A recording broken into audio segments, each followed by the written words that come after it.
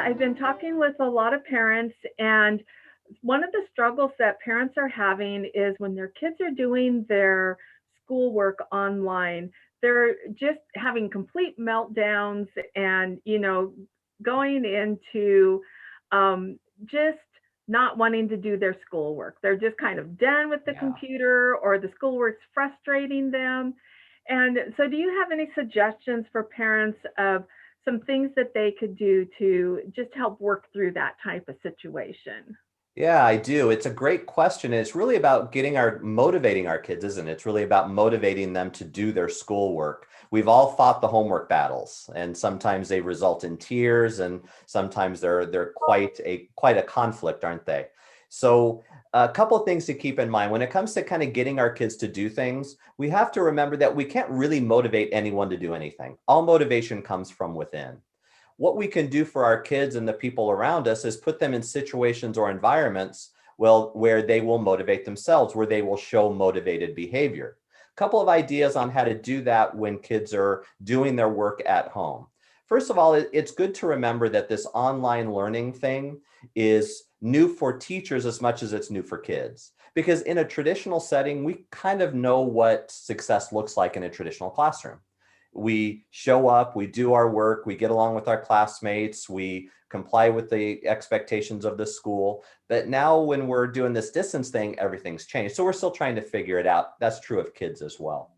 So motivating kids to do their work, a couple of ideas. Idea number one is provide them opportunities to do work in short chunks. When I say short chunks, we're talking time. Allow them opportunities to do work in maybe even 5 or 7 minute short chunks. Here's an example. Let's say the teacher has given your child a math practice sheet of 20 problems. Ask your child to do the first five and then take a break. Or ask them to work on that task for 5 minutes and set a timer. Get your smartphone, set a timer, go to YouTube, get a countdown timer. Allow short chunks. Short chunks allow for a little bit of success, plus they allow for a little bit of a break. And knowing your kid, you could talk to your kid and say something like, tell you what, let's set the timer for 5 minutes, work hard on this for the next 5 minutes, then we'll go get a snack. Something like that is much more likely to say, okay, I can do that. Some kids, depending on their background and their experience in school, they look at something like 20 math problems and they go, oh my gosh, that's so much work. I'm never going to be able to do all that, but I can do 5 at a time. So that's one idea, is provide them just short, small, manageable chunks, then a break. That's a really nice tool. Another tool that you can use is to work with your child to create checklists. And if you're like me, maybe you are, is you love making checklists. And if you're a checklist I do. person, yeah, you do too. Yeah. If you're a Yeah. checklist person, you know this. Nothing makes a checklist person happier than what? Then checking off the I checklist. know, isn't it amazing? It's weird, but there's a sense of accomplishment, isn't there? Yes. When we get something accomplished, even something small, it probably rewards our brains with a little hit of dopamine. You've probably heard of that neurochemical before. It's associated with reward and pleasure. Sometimes even just small little successes are enough to kind of get some motivated behavior. Dopamine helps with motivated behavior as well. So provide your student, sit down with your student and just say, let's make a checklist of all the things we have to get done. Here's an extra bonus idea, is when you're working with your kids, that's a good way to help them do their chores too, is short chunks and a checklist of micro things to get done.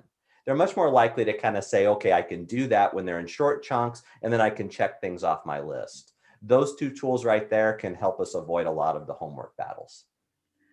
I think that sounds really fantastic. And I know for younger kids, like in the preschool classroom, we use a lot of visual checklists. And Yeah. so, like, we'll have a picture of we're going to do circle time, and then we're going to have some free play time, and then we're going to have a small group time, and then we're going outside time. And those visual cues can also work like a checklist if your child's not reading yet, because you can Yeah. put it out there in the order of how they're doing it, and then when they finished it, they can turn the picture over or they can cover it up or something, just like you would with a checklist, but it's a very visual checklist. So those work too.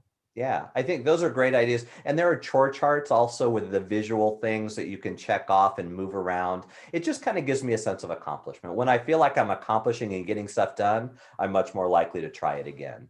Yeah, great Yeah. strategies, great ideas.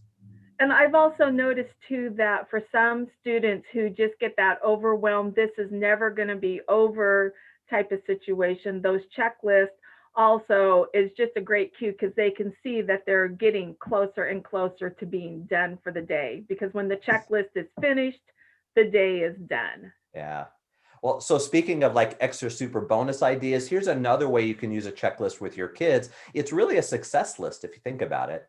At the end of the day, if I'm able to say, look at all the things I was able to accomplish, those are my successes. I shared this with classroom teachers as well, is when your child has a checklist of things they've accomplished that day, use that as a tool to communicate with families about all the successes, things they were able to accomplish, rather than questions like, what did you learn today, which are generic and usually kids roll their eyes at that question. We can pull out the checklist and say, wow, you did that, you did that, you did that. I'm pretty impressed.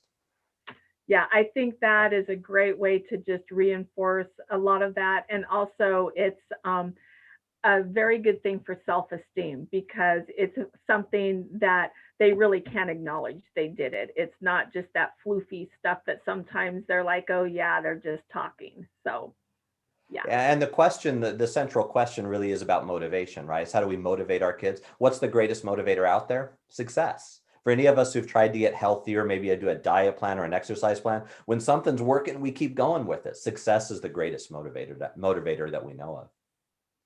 I think that sounds fantastic. Thank you so much for talking with us about this question. And I'm looking forward to sharing it with our parents so that they can, try it out and see how that works for them. You're welcome. My pleasure.